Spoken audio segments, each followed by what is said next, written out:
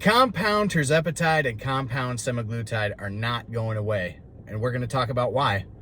But before we do, would you hit that like, hit that bell, and hit that subscribe button to make sure that you get all the notifications for this video, and to make sure that everybody else who'd like to see these videos can. So let's get right into it. Now, what are these GLP-1 medications, right? Well, they're polypeptides. So Tirzepatide, Semaglutide, both polypeptide medications. What does that mean? Well, basically polypeptides are just a long chain of amino acids, usually more than 50, I think, is what constitutes a polypeptide. So you've got what amounts to naturally occurring substances, and both Tirzepatide and both Semaglutide act on the GLP-1 receptor in the body. And so basically what you've got is a polypeptide that's activating the GLP-1 hormone in the body and helping to regulate things like your appetite suppression, your gastric emptying, the amount of glucose that your liver releases, and the amount of insulin that your body produces. So that's what these GLP-1s do. Now, we've talked about how Tirzepatide also acts on the GIP, which is another receptor in the body and another hormone that's responsible for kind of acting the same way as the GLP-1. Now, this is why I don't think these are going away from the compounded side, right? So we've talked about the patents, and a lot of people think that these are going to go away because this is some sort of a patent infringement that these compound medications, these compound pharmacies are using Tirzepatide and Semaglutide in their compound medications. Now, here's the reason that I don't believe that we have a patent issue, and why I don't believe, at least in the near term, that you're going to see these go away. The reason is that Semaglutide specifically is a GLP-1 analog in that it mimics a naturally occurring polypeptide in nature. And these things just simply cannot be patented. These are naturally occurring polypeptides. You can't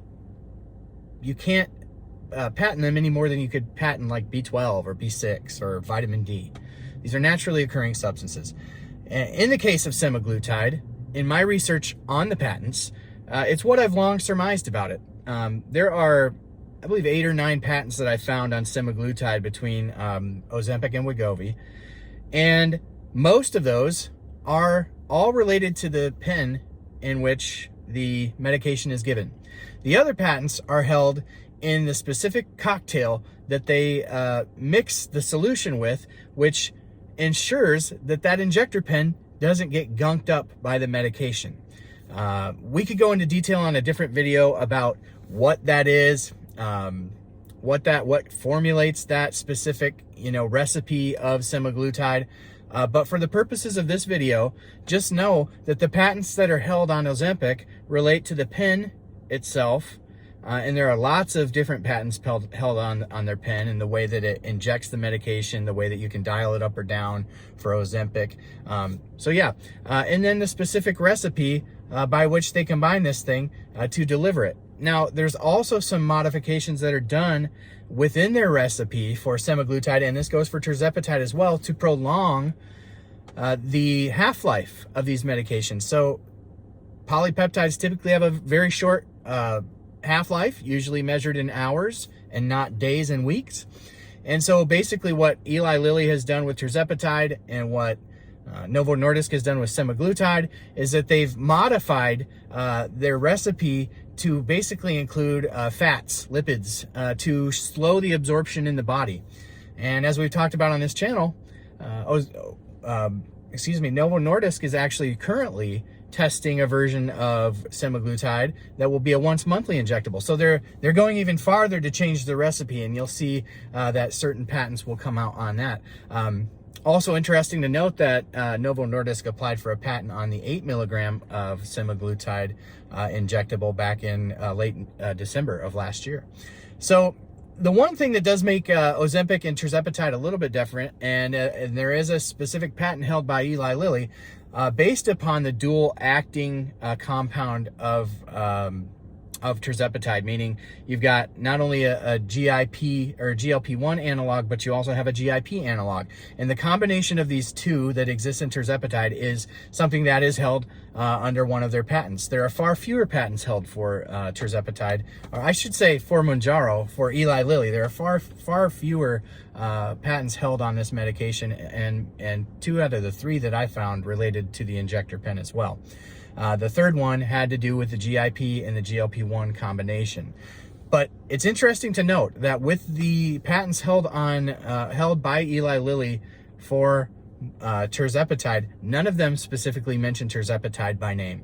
And in the patents for Novo Nordisk, the Ozempic patents, while they mention semaglutide, they mention it as an analog. And so again, because it's an analog, and the root word being analogy, it's the same as what occurs in nature.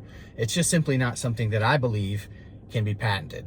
And so that's why I believe in the short term, you're not going to see these compound medications go away, because I think we would have seen it long ago. I think you would have seen Eli Lilly and Novo Nordisk sending out their legions of lawyers to shut down any compound pharmacy that was selling these compounded versions of their medications. Now remember that the tirzepatide and the semaglutide in the compound form is also compounded. It means things are added to it. B6 and B12 are something that you see commonly added to these medications, which also change the structure of these medications. So it's a dicey area for sure, but my opinion, Man on the Mounjaro's opinion, is you're not going to see these compound medications go away anytime soon because of the copyright, the intellectual property, the patents that are held on these medications. Now here's the caveat.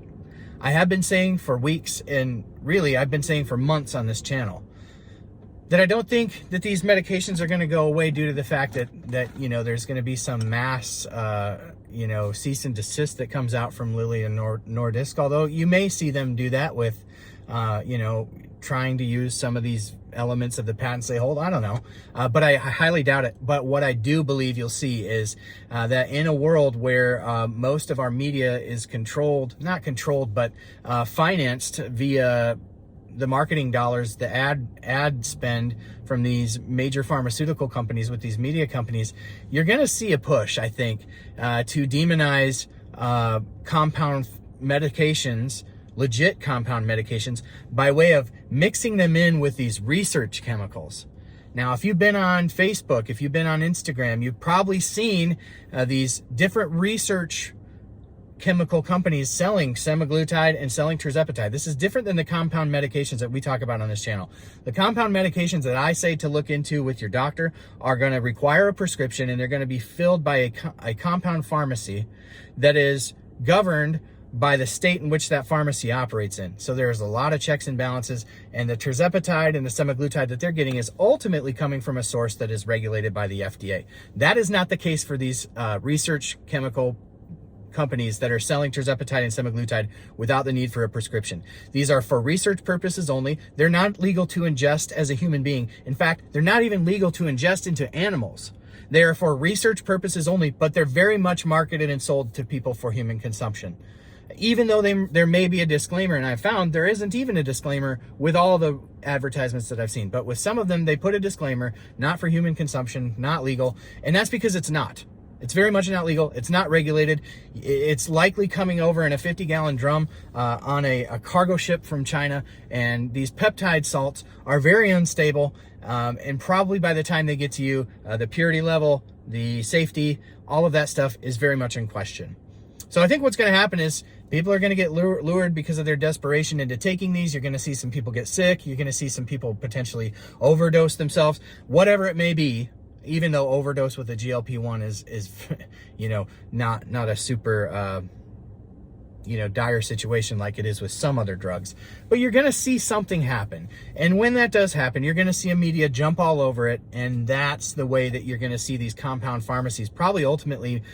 You could see some of them back off for liability purposes, to just for being scared of being sued or whatever it may be by individuals or class action lawsuits.